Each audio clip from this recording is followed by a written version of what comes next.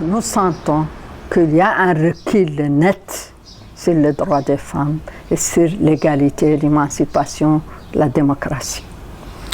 Il y a aussi un retour en arrière de la liberté d'expression, la liberté de penser. Ma génération a grandi dans un islam, une république islamique mauritanienne soufiste qui n'est pas violente et qui n'est pas vraiment obscurantiste. Aujourd'hui, nous faisons face à cet islam extrémiste, salafiste, violent. Et son impact sur les populations. Entre los candidatos al Premio Nobel de la Paz 2015, otorgado la semana pasada al Cuarteto del Diálogo Nacional en Túnez, estaba Aminetou Mint Mokhtar, una mauritana conocida entre los activistas pro derechos humanos por su lucha por la mejora de las condiciones de las mujeres en Mauritania. Avant d'être militante de droits de l'homme, militante de la gauche mauritanienne, j'ai milité à l'âge de 11 ans. C'est ma particularité par rapport aux autres organisations, aux autres personnes. J'ai milité à l'âge de 11 ans. J'ai fait la prison à l'âge de 13 ans. Je n'ai jamais abandonné mes principes de militante de droits humains et militante pour tous. Madame Aminetou es presidenta de la Asociación de Femmes Chef de Famille, creada hace 16 años con más de 1000 miembros y sedes en toda Mauritania. Nous avons tout d'abord soutenu toutes les luttes du peuple mauritanien. Nous ne sommes pas seulement une organisation de femmes, mais nous sommes aussi une organisation de droits de l'homme.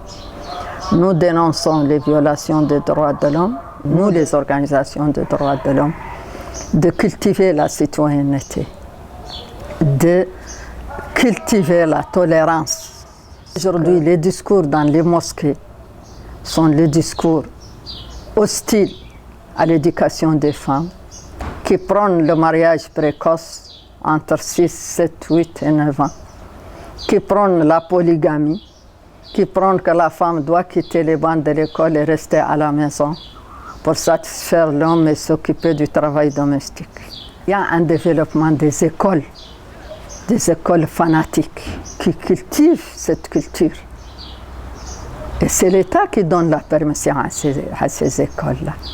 Et c'est l'État qui ne contrôle pas les discours dans les mosquées. Et aujourd'hui, nous, en tant que militants de l'égalité, on est inquiets pour la Mauritanie. On est inquiets pour le développement de ce discours extrémiste. Puisque nous ne voulons pas être comme nos sœurs de Tombouctou, au Mali, qui ont été flagellées, battues, mains coupées, tout. Nous ne voulons non plus être comme celle de la Syrie, ou celle de l'Irak, ou celle de Boko Haram au Nigeria. Non.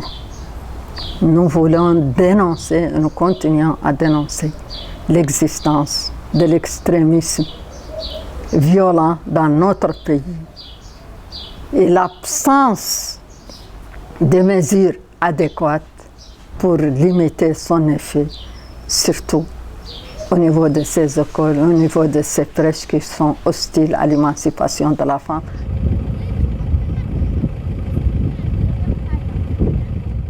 L'islam a été toujours tolérant. En tout cas, ce que nous avons connu comme l'islam. C'est vrai qu'il y a beaucoup d'interprétations.